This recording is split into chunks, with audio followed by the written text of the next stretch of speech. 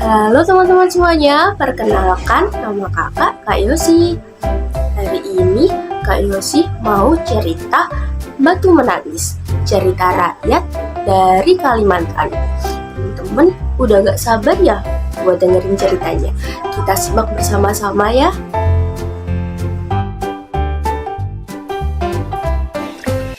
Pada zaman dahulu, hiduplah seorang gadis cantik bernama Darmi tinggal berdua bersama ibunya yang sudah tua.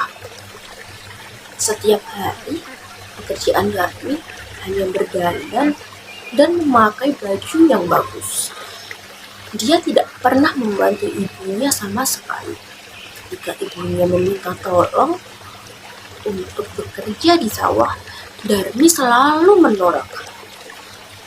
Darmi benar-benar anak yang manja dan pemalas. Meskipun begitu, ibu Darmi tetap menyayangi Darmi dengan sepenuh hati. Pada suatu hari, ketika Darmi sedang berdandan, tiba-tiba Darmi melihat bedak kesayangan Darmi ternyata sudah habis. Kemudian Darmi pun langsung memanggil ibunya. Ibu. Kemudian ibu Darmi pun datang, lalu bertanya, "Ada apa Darmi? Kenapa memanggil ibu?" Darmi pun berkata, "Ini ibu, bedak Darmi habis. Ibu harus membelikan bedak Darmi besok ke pasar." Kemudian ibu Darmi pun mengiyakan akan membelikan bedak Darmi ke pasar. Tetapi ada syaratnya. Darmi pun harus ikut ke pasar agar ibunya tidak salah membelikan bedak untuk Darmi. Akhirnya dengan berat hati Darmi pun ikut dengan ibunya ke pasar. Tetapi Darmi mempunyai syarat. Ibu ketika ke pasar nanti jalannya di belakang Darmi, tidak boleh jalan gandengan bersama Darmi. Akhirnya dengan berat hati pun sang ibu mengiyakan untuk berjalan di belakang Darmi. Pada keesokan harinya, ketika sudah di pasar, Darmi berjalan dengan memakai payung sementara ibunya berjalan di belakang Darmi. Kemudian sesaat sesampai di pasar, ada laki-laki yang menyapa Darmi. "Hai Darmi, kamu cantik sekali." Kemudian Darmi dengan senang hati menanggapi lelaki tersebut. "Iya dong, aku kan pakai skincare setiap hari sehingga kulit aku menjadi glowing." Kemudian sang lelaki pun menjawab, "Di belakang kamu itu siapa? Ibu kamu ya?" Kemudian Darmi pun dengan marah menjawab, "Tidak, itu tidak ibu aku. Itu pembantu aku. Masa iya aku cantik begini? Ibuku kusam, jelek, dan lusuh seperti itu." Sang ibu pun ketika mendengar perkataan Darmi langsung terdiam dan kecewa terhadap Darmi. Kemudian mereka berdua pun melanjutkan perjalanannya. Di tengah perjalanan, tiba-tiba ada laki-laki lagi menyapa Darmi. "Hai Darmi, kamu cantik sekali." Lagi-lagi dengan senang hati Darmi menyapa laki-laki tersebut. "Iya, aku memang cantik. Soalnya aku pakai skincare dan perawatan setiap hari." Kemudian sang laki-laki pun bertanya kepada Darmi, "Di belakang kamu itu siapa? Itu ibu kamu ya Darmi?"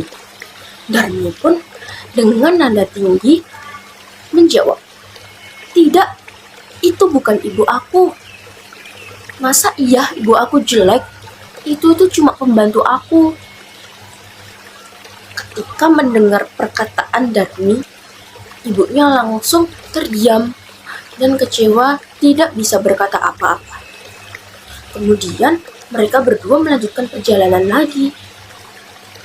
Semakin banyak orang yang menyapa Darmi dan bertanya, "Darmi, itu siapa pembantu kamu? Itu ibu kamu?" Kemudian Darmi pun selalu menjawab kalau dia tidak ibu aku. Dia hanya pembantu aku, dia tidak ibu aku. Dan akhirnya kekecewaan Ibu Darmi sudah memuncak. Ibu Darmi sudah tidak bisa menahan rasa kecewanya. Ibu Darmi langsung menunduk, menangis sambil berdoa kepada Tuhan. "Ya Tuhan, kutuklah Darmi, rubahlah Darmi menjadi batu. Aku sudah tidak kuat mendengar perkataan dan perlakuan Darmi kepada aku."